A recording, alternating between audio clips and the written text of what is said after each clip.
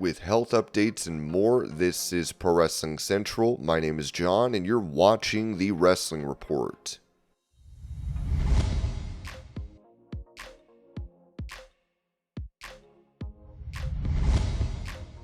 Touching on her departure from WWE, SHOTZI revealed who reached out first after the news broke, telling Denise Salcedo she, Charlotte Flair, was honestly the first person that called me. Like, when that news hit, she was the first person to call me, and she was like, what do you need me to do? What connections can I pull? What do you want? Like, I will help you. She has just been such a rock for me, and I hope me for her as well, just because we were, doing ACL rehab at the same time, and yeah, we were just there for each other. She's been somebody that I've cried to during that whole process, and she's just been so great. Charlotte and Bayley, I look up to them in the ring, but also outside of the ring as people. They're just wonderful people.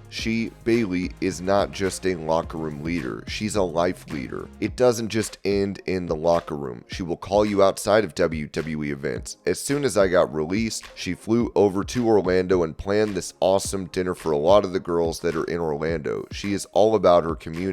She'll fly to Orlando just to hang out with her girls, and that's wild to me because her schedule is already so crazy, but she takes the time to do that. I really look up to that. I was just hiding myself from the world, and then I was watching Bayley just be this community leader. It inspired me to snap out of it because community is important, and I needed to reach out to my community to help me get through dark times.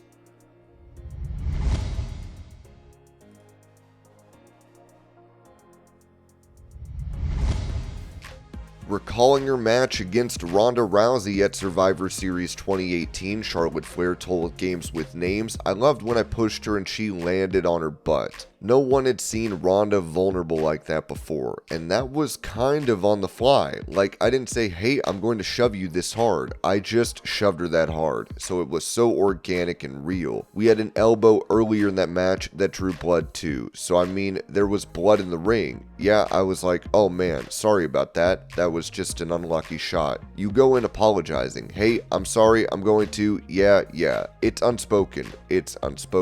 Well, she told a friend of mine, who was also a talent, she was like, well, I just know if I'm going to stiff Charlotte, she's going to stiff me back. Like, meaning, if you hit too hard, but I think that's it. You just have that rapport with certain people. Like, you hit your friends harder.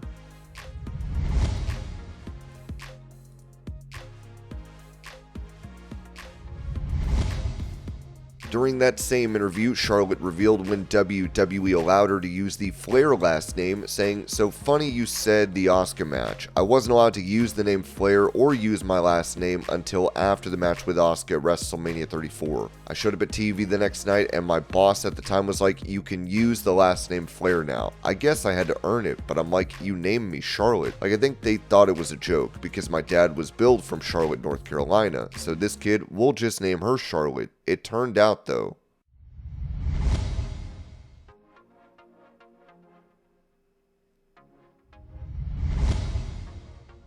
Mentioning the failed attempt for Vince McMahon to purchase a fight promotion, Ringside News wrote that Vince McMahon is currently dealing with a sexual trafficking lawsuit, but at the same time he is focused on launching his own entertainment company. While he's still making preparations, it appears that McMahon tried to purchase Bare Knuckle Fighting Championship as well. While speaking to Justin Barrasso of Undisputed, founder and president of Bare Knuckle Fighting Championship David Feldman confirmed that he and Vince McMahon had a meeting where McMahon wanted to buy a controlling interest in the promotion. Feldman said McMahon is serious about returning to the world of promoting. Feldman added that while McMahon and his team were great to work with, the timing wasn't right. He also wasn't willing to give up full control of BKFC. Feldman added that McMahon was very respectful, gave positive feedback, and was genuinely interested in doing business. He's a great guy. His whole team is great, but the timing wasn't right for us, said Feldman, who was not willing to relinquish full control of BKFC. He's Vince McMahon. If I were him, I'd want creative control too. He was awesome, very complimentary, and he was very serious to do business. This comes after it was confirmed that Vince McMahon's new investment firm is called 14th and I. That's not all that's been going on with McMahon, as he is allegedly open to buying back WWE, and Jonathan Coachman even claimed that it's absurd to think McMahon doesn't have the means to buy back WWE. Vince McMahon may no longer be running WWE, but he isn't stepping away from entertainment and combat sports. His recent failed attempt to buy BKFC shows he's still looking for new opportunities, so we'll have to see if he will make any big moves in 2025.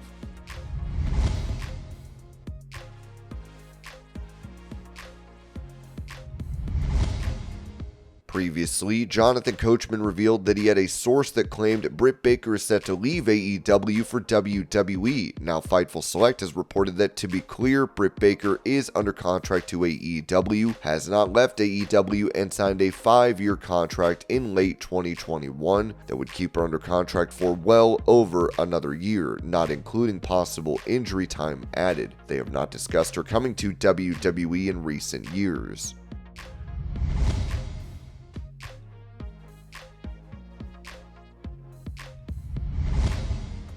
Criticizing WWE's booking, specifically having Goldberg return and instantly get a title shot against Gunther for Saturday night's main event, Dave LaGreca noted on Busted Open Radio. Let me just get this straight. John Cena, one of the biggest baby faces in pro wrestling history, Mount Rushmore of WWE. He comes back, enters the Rumble, fails. Enters the Elimination Chamber, fails. He has to sell his soul to The Rock to get a title shot at WrestleMania. That's your story. R-Truth wrestles John Cena in a non-title match, gets low-blowed and pinned, fired, fans are outraged, he gets rehired and still just wrestles Cena again in another non-title match. And then I'm watching Raw. Goldberg, who's had 5 matches since 2020 and lost 4 of them, just walks out and gets a title shot against Gunther in July. This is lazy. It's the last days of Vince McMahon creatively. Shame on WWE. Bully Ray added, the guy comes back and gets in Gunther's face. The segment ends, and less than 10 minutes later, we get a graphic in the match is official. Who made the match? Why did they make the match? Triple H once said he didn't want to insult the intelligence of the WWE universe. This insults the intelligence of the audience. This isn't creative license. It's just bad, lazy booking. They could have told a simple, logical story, even backstage, within 1 hour of TV, but instead they rammed it down the fans' throats and expect them to swallow it.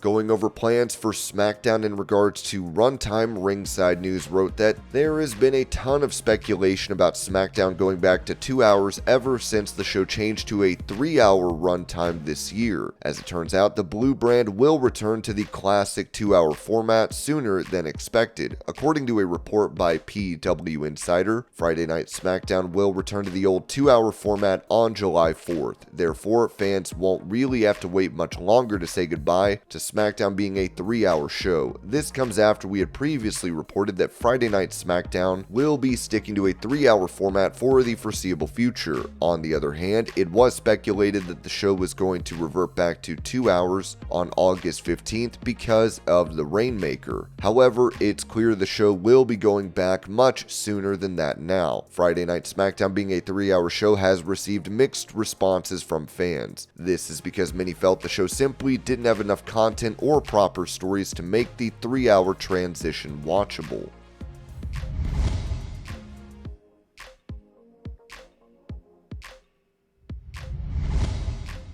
Touching on a possible injury to former WWE and current TNA star Elijah on NXT, Brian Alvarez said this on X. Elijah injured his left arm on NXT. Somehow it appears nobody even noticed. Hopefully not too serious, but looked like elbow injury or maybe torn triceps. It was added that what happened was he tried the Undertaker old school and landed really weird on his elbow and appeared to injure it badly. He basically didn't use his arm for the rest of the match and somehow nobody noticed it. May have been an elbow injury or a torn triceps.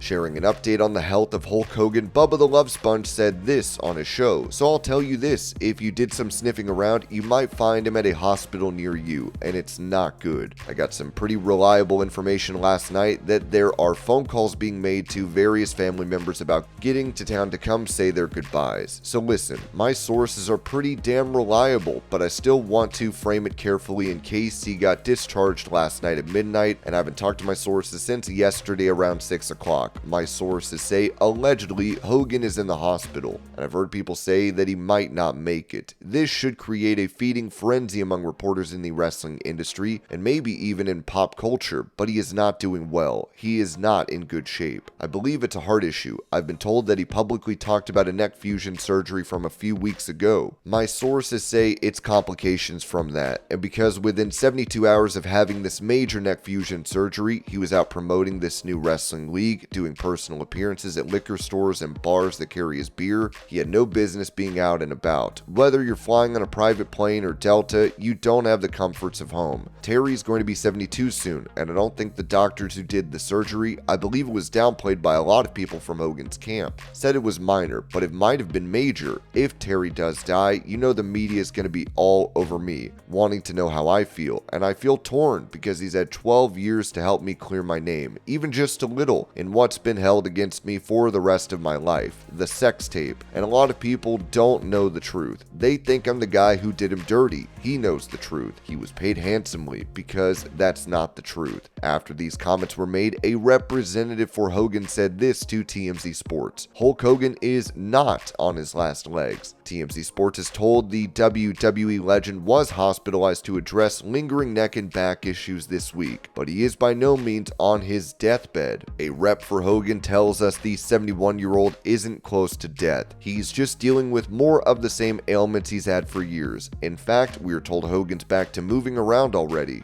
And this was your pro wrestling news update. I hope you're all having a great day. Thank you so much for watching, and I will see y'all later.